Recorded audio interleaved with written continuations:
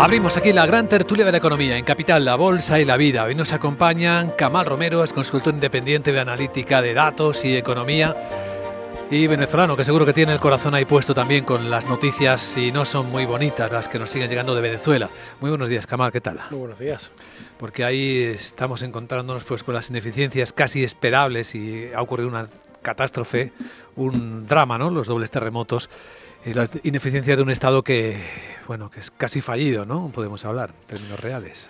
Sí, bueno, yo creo que ya se lo he comentado a todo el mundo. Mi opinión es esa, ¿no? Que aquí contra la naturaleza no se puede. O sea, si ocurre un terremoto, si ocurre un evento natural, pues bueno, ya está. Pero el problema es justamente eso. No hay un Estado, ya no solo que garantice que de algún modo no se interrumpa las vidas de aquellos que han perdido todo, sino ni siquiera capaz de dar asistencia mínima A los aquellos, vivos. sí, a los vivos, justamente.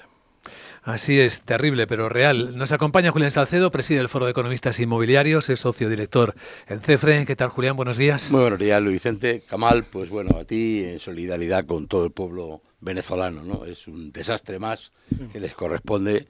Si ya tenían poco, pues un golpe muy duro, ¿no? La parte buena es que medio mundo se está volcándose, ¿verdad?, Sí. en ayudar a Venezuela, y eso está bastante bien. Nos acompaña también Ignacio Linares, es experto en innovación y CEO de SOIES. ¿Cómo estás, Ignacio? Buenos días, como los compañeros, preocupados evidentemente por cualquier cosa que pase en Venezuela y solidarizándonos con la gente allí. Qué terrible realidad. Aquí podríamos pensar, ¿la inteligencia artificial nos ayuda a atender a una catástrofe como esta? Pues todavía no, ¿no? Pues seguro que tendrá alguna aplicación, Luis. No la hemos visto todavía, pero mi expectativa es que tenga alguna. Y nuestra capacidad de innovar para atender en situaciones dramáticas que sabemos que se siguen produciendo por las catástrofes naturales. Bueno, hay quien sí que lo está consiguiendo, ¿no? Porque pensemos en Japón, como las infraestructuras, como cada construcción, como cada educación desde que empiezan a estudiar en el colegio los niños va relacionado a enfrentarse a una catástrofe natural. Correcto. O sea que poder se puede. Lo único que hace falta es querer, ¿no? Eso siempre lo decimos, es decir, para innovar, lo primero que hace falta es tener voluntad de hacerlo y después el resto del conocimiento se aprende. La semana comienza, como decíamos hace un instante, con tono claramente positivo en los mercados. Saben que han estado bombardeándose Irán y Estados Unidos de nuevo durante el fin de semana, ha habido por ahí pues escarceos, pero han decidido parar, ponerse de acuerdo y volver a negociar en Qatar. Así que de nuevo estamos en esa casi línea de salida, es como el juego de la oca, ¿no? Vuelves a empezar si no sale algo bien, pero hay cierta confianza, o al menos los mercados lo transmiten, de que todo se va a ir colocando en su lugar. ¿Vosotros tenéis esa impresión también? Bueno, Sí, Unión. sí, bueno, llevamos semanas diciendo aquí en este mismo programa pues que efectivamente los viernes o los sábados se da una noticia y el lunes aparece otra distinta, ¿no?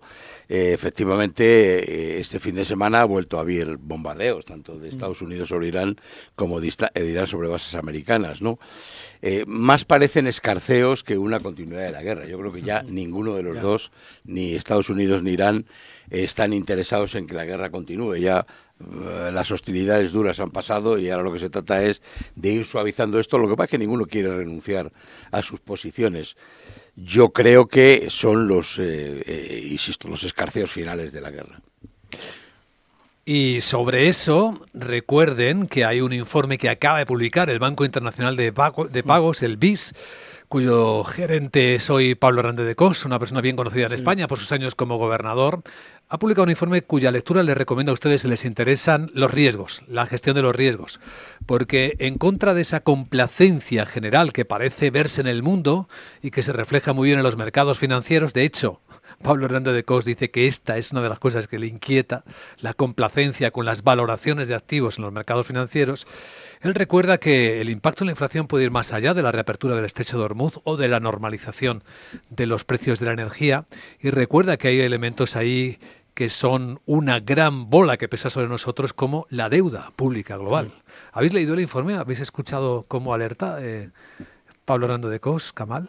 No lo he escuchado. De todas formas, Pablo, una persona que yo sigo hace tiempo, antes de que fuera una figura pública, por sus trabajos, y justamente un trabajo que yo utilizaba en clase como referencia, es uno que escribió justamente de deuda, ¿no?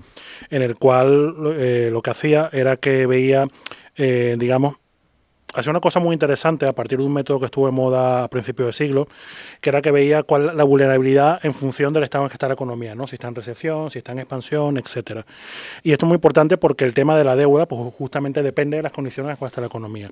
Es verdad que hemos pasado por un periodo en el cual se nos permitió, porque esto fue todo el mundo desarrollado, acumular mucha deuda, ¿no? Veníamos de un periodo de bajas tasas de interés, de bajos tipos de interés, veníamos de un periodo, digamos, donde había menos riesgos geopolíticos, estoy hablando de antes de Ucrania, del conflicto de Ucrania.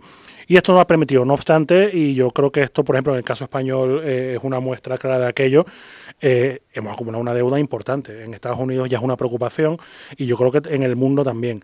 Pero también quiero recordar una cosa, y bueno, y esto seguramente los analistas financieros lo analizarán mejor que yo. Yo creo que aquí hay varios mundos.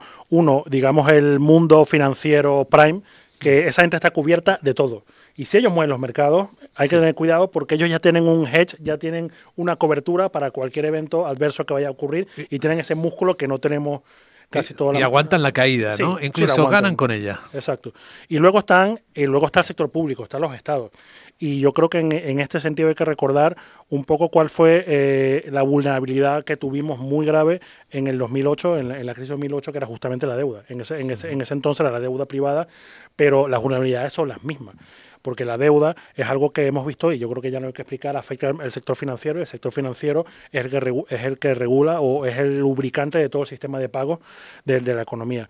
Y yo creo que está bien advertir, pero también ahora es ¿qué hacemos? ¿Qué hacemos? Porque es que todavía hay muchos retos por delante. El BIS, por ejemplo, es uno de los que advierte de que, al menos en Europa, estamos en una transición industrial energética que hay que financiar, que tiene riesgos distintos. Sí. Y es decir, tenemos que seguir acumulando deuda, qué tipo de deuda, qué hacemos con la deuda que estamos ahora. Y en el caso de España, lo que hay que hacer es cruzar los dedos porque no hay un choque externo, porque nos va a pillar un poco mal, al menos en ese aspecto. Ignacio. Preocupante, ¿no? Yo no soy economista y cuando escucho voces como la de Hernández de Cos, que es una persona que ha demostrado a lo largo del tiempo que tiene mucho sentido y tiene capacidad de reflexión, es para parar y escuchar, ¿no? Yo leía esta mañana en el periódico que los niveles de deuda efectivamente están disparados, ¿no? Y veía que la deuda que se pide para comprar acciones ha crecido un 54% en el mes de mayo y que ya acumulamos 1,4 trillones de dólares. Es una cantidad de dinero que sencillamente no me cabe en la cabeza, pero lo que nos indica es hay mucha gente que no son expertos en los mercados financieros, como decía Kamal, y que están pidiendo dinero para comprar acciones. Están expuestos. Y mucha de esa gente puede no saber cómo reaccionar en el momento en que lo que empiezan a decir voces como Hernández de Cos pueda pasar y que haya una corrección del mercado. Y entonces estamos entrampados un montón de gente.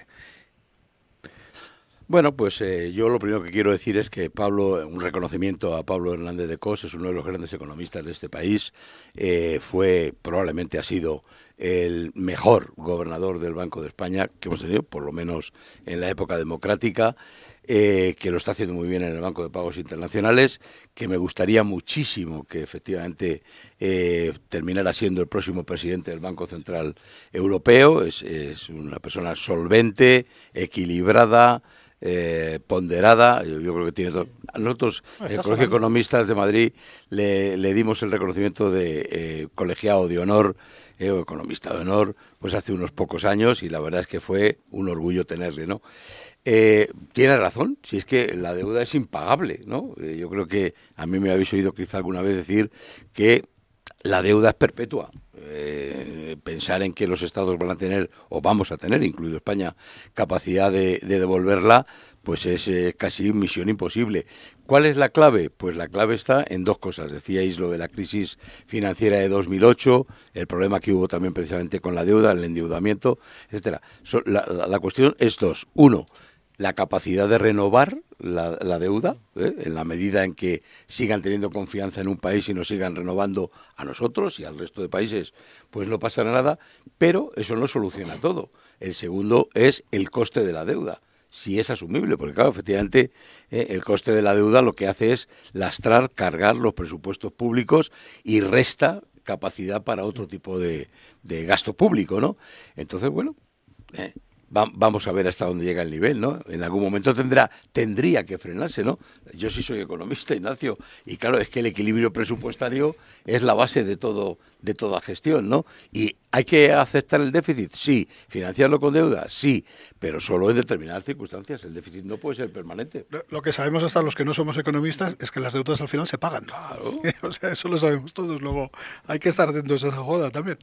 Sí, solo comentar algo que ha dicho Julián que es muy importante, que hay que distinguir dos cosas. Hay que distinguir cuál es el stock de la deuda y hay que distinguir el servicio de la deuda. Y lo que ha ocurrido en los últimos años precisamente que como el perfil de amortización de la deuda era relativamente favorable, pues no parece ser un problema. El problema ahora es cuando este perfil empieza a deteriorarse, cuando las condiciones financieras se aprieten un poco. En este sentido, como sabéis, esta semana se va a producir un hecho habitual del principio del verano.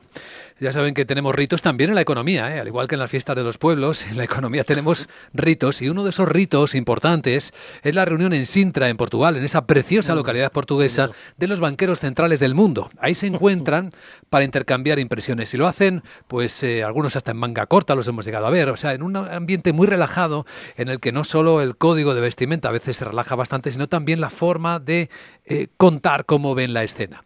Y ahí hay muchísimo interés en ver cómo se expresa Kevin Warsh, el nuevo presidente de la Reserva Federal de Estados Unidos, porque ya sabéis que el gran desafío ahora de los bancos centrales es ver cómo se manejan en este escenario con alta deuda. Van a ser más proclives a bajar el precio del dinero, a bajar los tipos de interés. ¿Qué van a hacer con esos famosos programas que todavía se extienden de los QEs famosos, los programas de compras de bonos? Ha habido bancos centrales comprando bolsa también, no lo olvidemos, haciendo que si había una burbuja se estuviese sosteniendo más. Pues aquí en Capital Radio os voy a poner, vamos a recuperar las declaraciones de un analista financiero, Ramón Zárate, que le decía a Lucía Martín, a nuestra compañera Lucía Martín, en Mercado Abierto, cómo el mundo, cómo el mercado está observando las palabras de Warsh. Que no va a dar pistas sobre lo que va a hacer. Es decir, el presidente de la FED actual ha demostrado por comentarios en el pasado que es partidario de bajar los tipos de interés porque benefician a los consumidores y no de comprar bonos porque beneficia a los inversores. Por lo cual también el mercado está descontando que la segunda de las posibilidades, es decir, de que se hagan ayuda de los mercados, si estos pudiera haber unas caídas de cierto volumen en la renta variable, saldría del mercado. No, esto ya no se puede descontar con tanta claridad. Así que ojo con esto, porque estamos hablando de que según hacia donde se incline el dedo del presidente o de la FED, con sus políticas, no solo son los tipos de interés, son las otras políticas, quien tenga renta fija, por ejemplo, pues puede llevarse un sustito también, porque se ayuda más a la renta variable o a la inversa. Es que puede pasar cualquier cosa, ¿no? Sí, hombre, yo creo que hay que distinguir algo. Lo que pasa es que en Europa, como no era costumbre adquirir deuda pública y mucho menos con un banco central supranacional, el cual aquí costó muchísimo y eso retardó la respuesta a la crisis, porque recordar que cuando compras deuda pública un poco estás embasurando tu balance, ¿no? Por decirlo de manera coloquial, porque estás comprando deuda a un precio superior al del mercado, ¿no? Y en el momento que tú te deshagas de esa deuda tienes pérdidas patrimoniales en los bancos centrales y la discusión era en una de muchas cómo repartir esto. Pero hay que recordar que fuera a comprar deuda es un instrumento de política monetaria que aparece en los libros de texto. Es decir, lo que fue la expansión cuantitativa no fue que empezamos a comprar deuda, sino que se cambió el perfil de la deuda que se adquiría. Es decir, se dejó de adquirir deuda a corto plazo a deuda a largo plazo y luego se empezó a adquirir directamente pues los bonos hipotecarios, se empezó a adquirir deuda corporativa, etcétera. Y yo, mientras más instrumentos tenga un banco central, más seguro me siento. Porque se puede hacer más trampas al solitario, quieres decir, ¿no? No, porque el Banco Central tiene mayor capacidad de responder. O sea, ¿por qué se recurre a la expansión cuantitativa? Se recurre a la expansión cuantitativa porque el instrumento, que eran los tipos de redescuento, como se llama en Estados Unidos, o las operaciones principales de financiación en Europa, habían perdido efectividad. Y entonces, por eso es importante tener un abanico de instrumentos. Yo, mientras más instrumentos tenga un banco central, yo estoy más tranquilo porque sé que tiene mayor capacidad de maniobra a la hora de actuar. Y luego también hay que recordar que una política que se menciona muy poco en los bancos centrales es la llamada política macroprudencial, que justamente es la que toma en cuenta, digamos, la salud financiera de los bancos a la hora de hacer este tipo de políticas y también otra política que hay que calibrar mucho, que son los requerimientos de capital, ¿no? Que también son por riesgo, pero a su vez son políticas monetarias. Entonces yo, la verdad, este sesgo de ver la política monetaria, cómo afecta a los mercados financieros y tal, está muy bien si tú eres un analista financiero, pero quizás para quien vea la economía de un punto de vista más amplio, yo creo que mientras más instrumentos tenga un banco central es mejor para todos, porque tiene mayor capacidad de actuar a la hora de un evento inesperado. Pues mirad, Pablo Hernández de Cos, que fue cocinero antes que fraile, es decir, fue banquero central antes que presidente del Banco Internacional de Pagos, avisa que los bancos centrales y sus instrumentos pueden a veces perturbar un poco la imagen real, o el impacto sobre sus decisiones pueden perturbar un poco la imagen real sobre la economía. Fijaos que insiste bastante en este informe que citamos hace un instante, en que los compromisos de inversión en inteligencia artificial, y aquí miro a Ignacio, que lo mismo están muy arriba, ¿no? Y en cualquier momento aquello se ve que no es posible atender y Lo escuché esta mañana, yo no sé si eso tendrá algo que ver con la no salida o la el ralentización retraso, de la ¿no? salida de OpenAI, efectivamente. O sea, decir, Pues mucho. ¿qué es lo que puede pasar? Yo, fíjate, cuando estaba escuchando hablar sobre la reunión Sintra, lo que pensaba es más desde el ángulo de comunicación. Me interesa mucho ver cómo comunica este responsable de la Reserva Federal. Y hace poco le leía que él decía que había que hablar menos. Sí. Recuerdo que hace poco lo que dijo es: lo que hay que hacer lo primero de todo es hablar menos. Y explicar menos, decía sí, también. Entonces, ¿os acordáis de la época de Greenspan en la que los mercados se paraba todo el mundo y todo el mundo se quedaba mirando las pantallas para escuchar qué es lo que tenía que decir, y había que interpretar el sentimiento detrás de las palabras? Sí. Y eso llevó a unas fluctuaciones de la pera, ¿no? Me acuerdo, yo no participaba activamente de la economía de mercado en esa época, pero estaba en otras cosas, pero lo recuerdo. Pues me parece que vamos a ese punto, ¿no? O sea, que como va a haber mucha incertidumbre, a lo mejor voy a decir menos, no voy a ser que la líe. Tengo curiosidad por ver cómo se manifiestan después de esta reunión y ver cómo Kevin Walsh en concreto se comunica con los mercados, ¿no? Y desde luego todo lo que tiene que ver con la inteligencia artificial, seguro. Hemos empezado hablando del nivel de deuda acumulado. Ese nivel está exactamente en esto, en financiar el desarrollo de la inteligencia artificial. Porque que OpenAI retrase la salida a bolsa, que sea ya el año que viene en lugar de esta, ¿cómo lo interpretas? No sé interpretarlo más allá de decir esto no es casualidad ni es gratuito. Es decir, no lo es. Y lo hemos comentado en esta tertulia en las últimas semanas, cómo iban saliendo al mercado a buscar inversión un montón de compañías, no solamente de las que estaban captando inversión, sino de las que estaban colocando deuda. Y ha habido salidas, ¿os acordáis de la de Anthropic? Que eran, no recuerdo ahora qué decir la valoría, pero eran miles de millones, no me acuerdo ahora exactamente, lo que digo fue una salida gordísima. Y se produjo poco antes de la de SpaceX, que fue otra barbaridad. Lo que quiero decir es, ha habido salidas para captar liquidez en el mercado en las últimas semanas de unas dimensiones bestiales, y ahora de repente esto se ha parado. Pues querrá decir que se ha parado la música. ¿Quién lo sabe, no? Que no hay dinero para todos. No sé decirlo. Que el último... Apaga la luz. Sí, apaga la luz. No es que es. ría mejor en este Eso caso, es. sino que el que ríe mejor es el que primero se lo lleva. Correcto. ¿No? Generalmente SpaceX. en este tipo de cosas Elon el último Musk, apaga la luz. que acaba de cumplir los 55, por cierto. Bueno, en cuanto a la reunión de Sintra y qué puede hacer Kevin Walsh, lo primero que hay que pedirle a Kevin Walsh es independencia. Damos por supuesto su conocimiento y experiencia, y por tanto lo que hay que pedirle es independencia.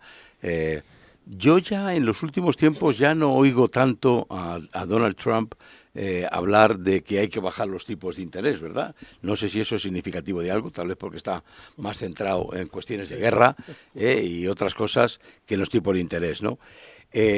Insisto, el Banco Central tomó hace unos días, el 11 de junio, si no recuerdo mal, una decisión que fue subir los tipos de interés un cuarto de punto. Ha sido criticado por algunos, yo personalmente lo defendí, a lo mejor estoy equivocado, pero lo defendí. Y sí que es verdad que ahora se ve cada vez con menos posibilidades el que haya otra subida, una o dos subidas, como hablábamos, en el segundo semestre del año, ¿no? Pero, como muy bien ha dicho Hernández de Cos, como muy bien opinan algunos economistas, la inflación sigue ahí, latente. España, el Banco de España acaba de evaluar que cerraremos en un 3%, la Unión Europea creo que es en el 2,6, 2,7%. ¿Es muy alta? Pues no. ¿Está alejada de la senda de inflación del dólar? Bueno, pues un poco, un 30%, pero en realidad son 60 puntos básicos, ¿no? Yo lo que sí que creo es que efectivamente el nivel de deuda es muy alto y que los bancos centrales tienen que aplicar esa política monetaria pero deberían hacerlo buscando un poco la coherencia en coordinación todos los bancos centrales, porque la economía mundial o todas las economías nacionales están interrelacionadas. Entonces, pues hombre, un poquito de coordinación, para eso se reunirán en Sintra, no solo para ir en pantalón corto, ¿no? Sí, seguramente.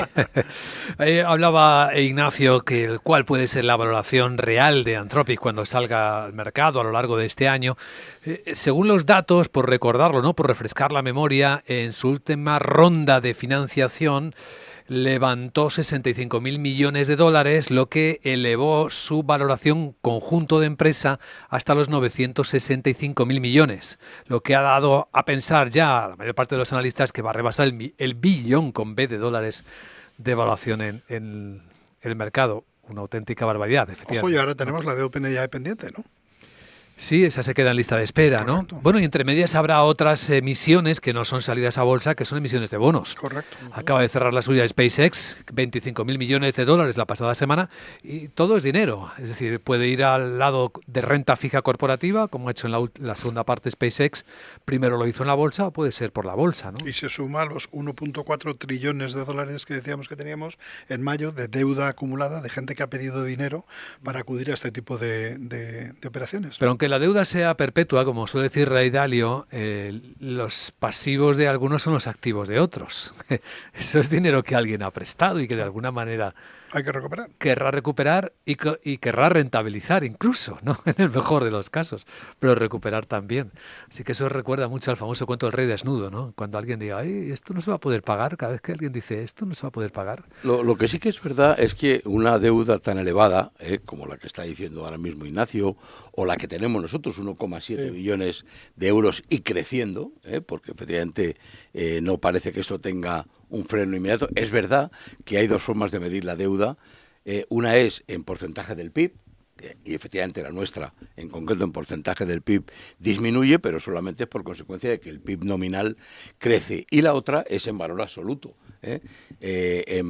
Por tanto, en porcentaje del PIB, mientras siga creciendo el PIB, seguiremos bajando. Pero lo que tendría que hacer en todos los gobiernos, y en concreto el nuestro, es intentar rebajar no solamente el déficit público, sino intentar rebajar los niveles de deuda. Hace muy poquito hemos leído también, creo que eran 495.000 millones los que se habían destinado por parte del gobierno español mediante préstamos y otro tipo de ayudas, de aportes, para financiar el déficit de la seguridad social en España, ¿no? Bueno, pues es que fijaros lo que estamos hablando. Si como hablamos de 1,7 billones de deudas y prácticamente medio billón ha ido a financiar la seguridad social y sabemos que es un pozo sin fondo, insisto, yo creo que en algún momento, como tú decías, la deuda que es activo para uno es pasivo para otro, los gobiernos deberían plantearse muy seriamente un esfuerzo por reducir la deuda mundial, por lo menos de los países desarrollados. Yo creo que los países en vías de desarrollo tienen el legítimo derecho a seguir desarrollándose, sí, apalancándose con deuda. Aquí un par de cosas, uniendo los dos últimos tópicos. Al final del día, cuando hablamos de las inversiones y demás, lo que estamos hablando es del espacio financiero, ¿no? Es decir, al final del día, ¿cuál es la capacidad de financiación que tiene una economía o cuál es la capacidad de financiación que tiene el mundo? Porque sabemos que, por ejemplo, Estados Unidos es una economía que desde mediados de los 80 no es capaz de generar el ahorro suficiente para la inversión que tiene y que ellos su capacidad de financiación o sus necesidades de financiación siempre se han financiado pues con fondos externos y básicamente de China, ¿no? En su gran mayoría. Entonces lo que hay que preguntarse ahora es una cosa que estuvo de moda hace muchos años, que era un poco, bueno, en realidad cuál es el espacio financiero mundial que hay para este tipo de cosas, cuáles son las economías que están generando ahorro y si ese ahorro es suficiente para canalizar a estas nuevas necesidades. Y luego con respecto a lo hecho Julián, completamente de acuerdo con lo que ha dicho, ¿no? Al final del día, para reducir la deuda pública, si no reduce el déficit primario, no hay más. No obstante, hay que recordar también la complejidad de los estados modernos. En el caso español, pues bueno, la principal partida de los presupuestos generales del Estado son las transferencias, entre las cuales las dos grandes son las transferencias a las comunidades autónomas, donde tenemos que meter todo el paquete de la estructura de la financiación autonómica y luego todo lo que se quiere, todo referente a pensiones y ese tipo de transferencias. Entonces, claro, aquí el Estado, las finanzas públicas, no es independiente de este tipo de estructuras y dos, tampoco del sistema fiscal. Y entonces yo creo que una cosa es que Bruselas nos pide que reduzcamos el déficit primario en 2 puntos. Vale, lo hacemos muchas veces con, manejos contables, pero también hay que ver hacia adelante. Yo creo que ver hacia adelante, como bien ha mencionado Julián, sin repensar en nuestra seguridad social, sin repensar en nuestra financiación autonómica, sin repensar en nuestro sistema fiscal, es imposible. Pues no veréis este debate seguramente ahora mismo en la política, ni en los gobiernos, ni en los parlamentos de ningún país, empezando por el que tenemos más cerca.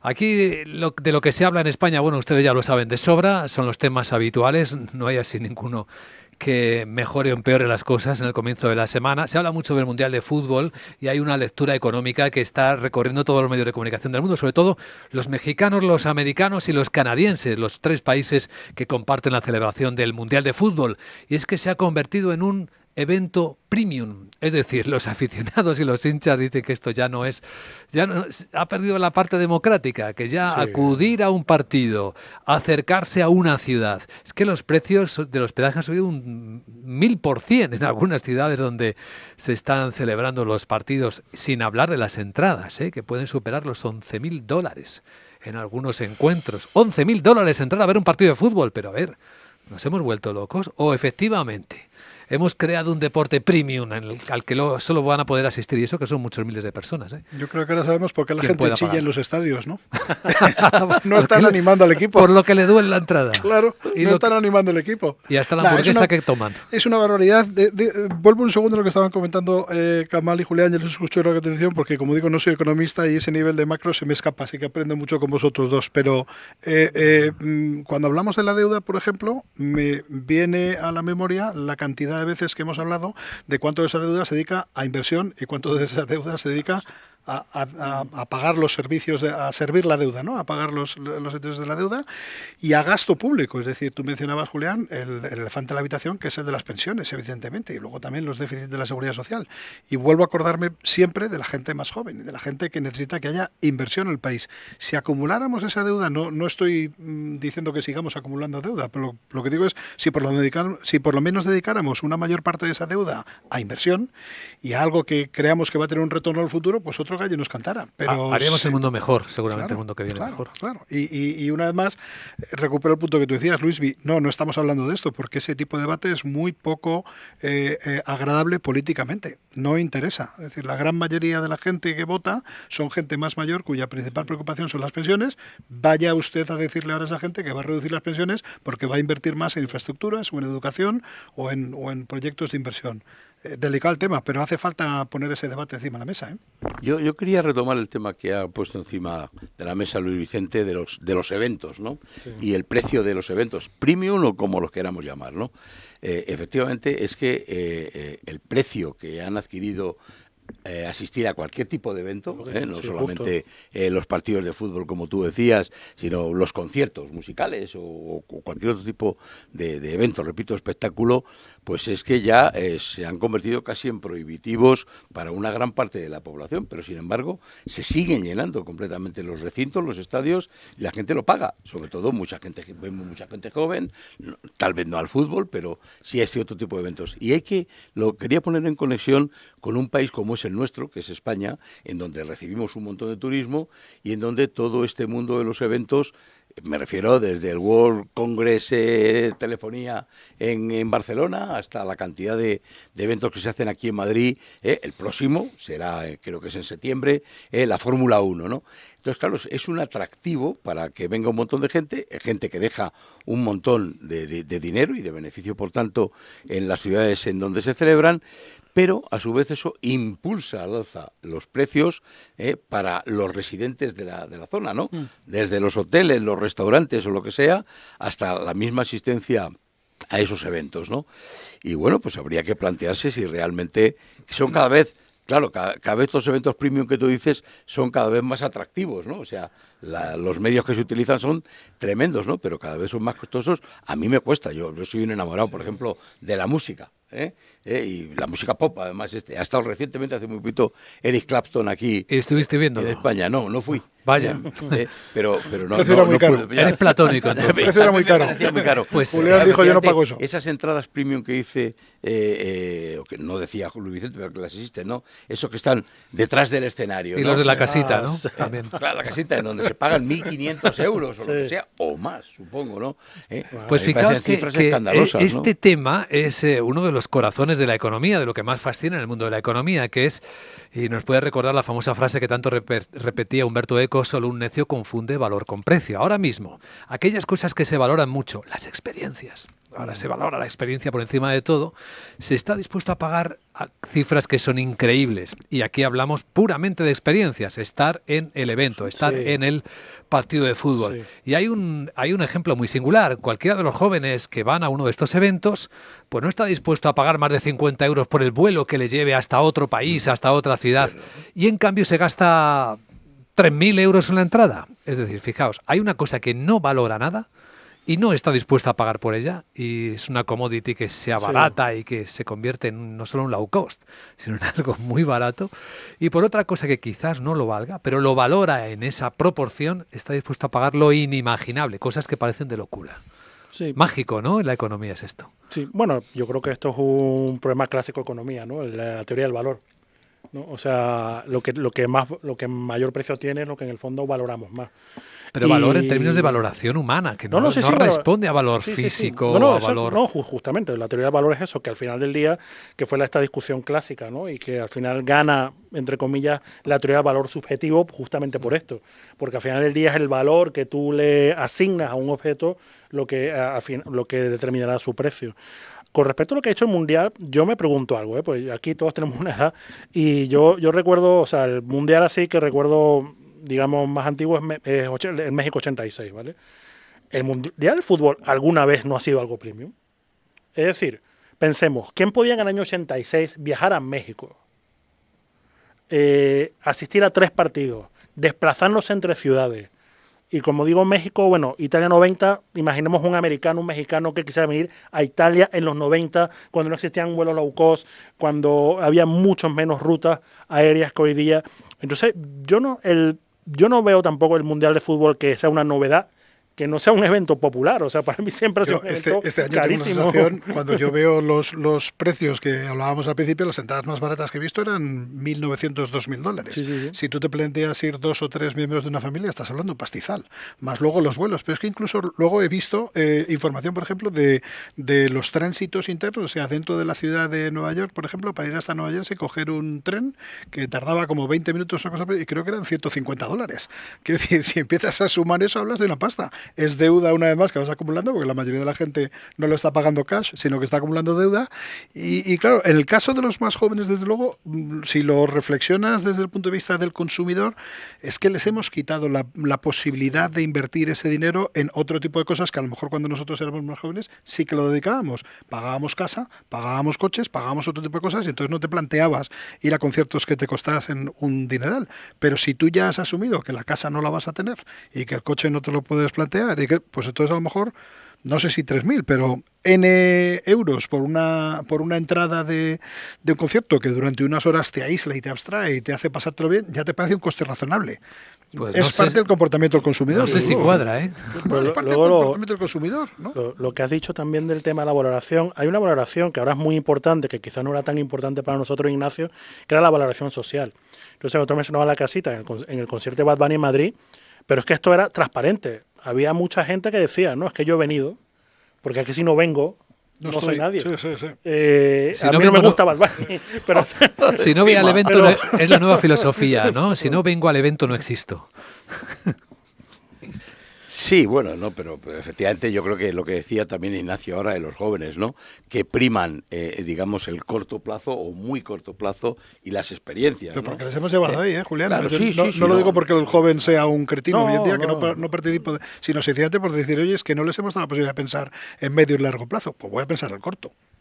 Ya, pero bueno, tienen que, de alguna manera, estamos hablando de jóvenes que están sobradamente preparados y que tienen que ser conscientes de que las pensiones que les van a corresponder a ellos van a ser mucho menores que las que, Sí, sí. teóricamente, que las que recibimos ahora mismo, y que lo mejor podría hacer es ir ahorrando, ir guardando algo. Por ejemplo, tú antes distinguías entre los que gastan los gobiernos entre gasto e inversión, pues esto traduzcámoslo a nivel de una economía privada entre gasto corriente y ahorro, ¿no? Ya lo Os digo así. imagináis que ese mundo del que hablamos, ese mundo clásico de generaciones previas o las nuestras, en las que lo probado, lo normal era ahorrar y construir patrimonio y prever el futuro, que ese mundo se ha quedado viejo y ha desaparecido, que vamos a un mundo de abundancia tecnológica y efectivamente no hay que preocuparse de las pensiones porque va a haber una capacidad productiva tecnológica autónoma, que ese no va a ser el problema. El problema quizás va a ser conservar la salud mental o la relación social u otros problemas profundos que todavía no hemos terminado de identificar, aunque probablemente ya estemos sintiendo.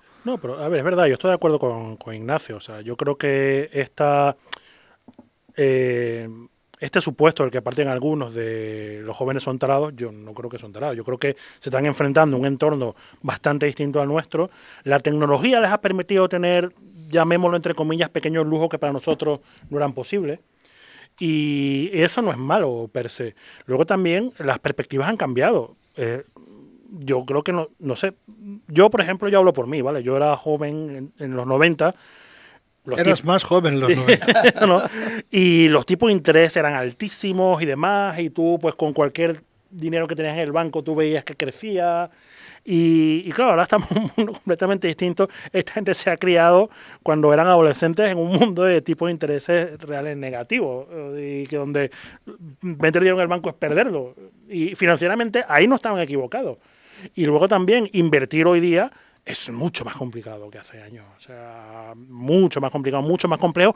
Y aún así lo hacen. Lo hacen justamente porque la tecnología les proporciona estas páginas web, estas aplicaciones que les permiten invertir un dinerillo y tienen un tipo de cartera que se va ajustando de manera automática y demás. Y no está mal, pero yo creo que es que no es los jóvenes. Yo creo que es que la perspectiva en el mundo ha cambiado. Y yo no creo que las prioridades no son... A todo el mundo le gusta tener una casa. A nadie le gusta llegar a mayor y no tener dinero. Es el cambio de época típico, ¿no? Hay cosas que están desapareciendo, pero se resisten a desaparecer, y hay cosas que son nuevas y nos resistimos a verlas como cosas nuevas y definitivas. La gran tertulia de la economía, hoy con Ignacio Linares, con Kamal Romero y con Julián Salcedo.